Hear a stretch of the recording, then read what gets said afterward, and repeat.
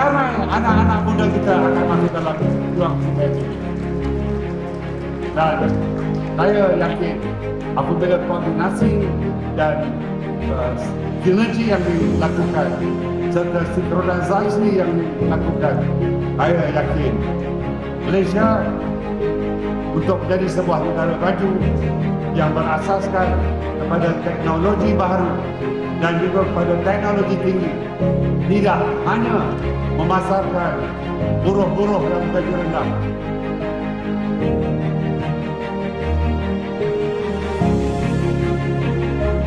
Agar gaji yang ditawarkan kepada tenaga kerja lebih tinggi di dalam bidang perusahaan Tibet ini.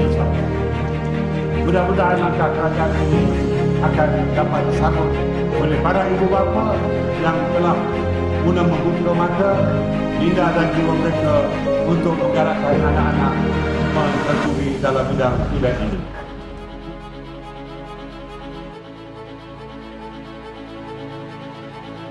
Dapat peluang dalam kerjaya yang lebih baik. Terima kasih banyak-banyak.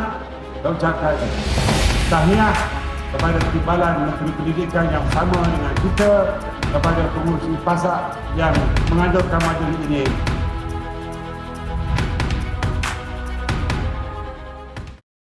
Dengan ini, saya meresmikan jelajah AIM Tibet Perak dan pelancaran kelab kemahiran AIM Tibet Negeri Perak dengan resminya.